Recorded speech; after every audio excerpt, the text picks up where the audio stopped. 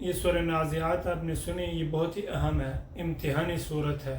ایک تو اس کے شروع میں آپ نے حروف کو دیکھنا ہے، مثلا والنازعات غرقا، را موٹی ہے، اور اسی طرح قاف کو بھی موٹا کر کے پڑھیں گے، غرقا، والناشطات، پہلے طا پھر تا، والناشطات نشطا، ٹھیک ہے۔ اسی طرح آگے چلیں گے، یہاں وقف لازم بھی ہے، ہاں آگے یقولون اَإِنَّا لَمَرْدُودُونَ فِي الْحَافِرَةِ، ٹھیک ہے، یہ را اس کا خیال رکھنا۔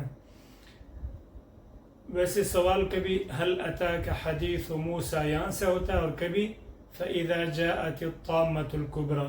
تو سورہ عبسہ میں بھی میں نے آپ کو بتایا تھا کہ یہ امتحانی مقام ہے، فَإِذَا جَاءَتِ الصَّاخَّةُ۔ ابھی میں آپ کو سمجھانے کے لیے مد نہیں کر سکتا، صرف بتا رہا ہوں کہ یہاں سے سوال ہو سکتا ہے۔ عبسہ میں فَإِذَا جَاءَتِ الصَّاخَّةُ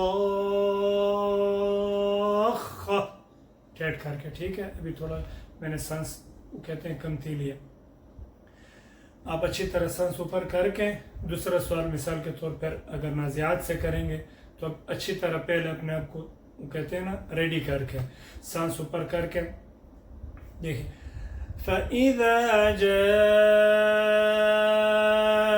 الطَّامَّةُ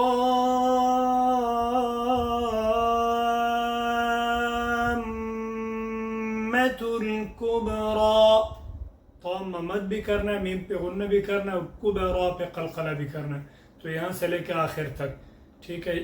یہ چیزیں کیا ہیں، بہت ضروری ہیں۔ تو نازعات میں بھی سوال آ سکتا ہے، عبسہ کا اور نازعات کا، یہ دو امتحانی بتا دیں۔ اور جز عامہ کا پہلے سے آپ کو اسی ویڈیو میں بتا دوں کہ جز عامہ میں بھی کبھی کبھی وہ سوال کرتے ہیں، کبھی رب السماوات والارض وما بینہما الرحمن، یہاں سے کبھی کبھی شروع سے کر دیتے ہیں، اور کبھی کبھی بالفرض اگر مزید انہوں نے کرنا ہو تو ان یوم الفصل کان میقاتا، یہاں سے کرتے ہیں۔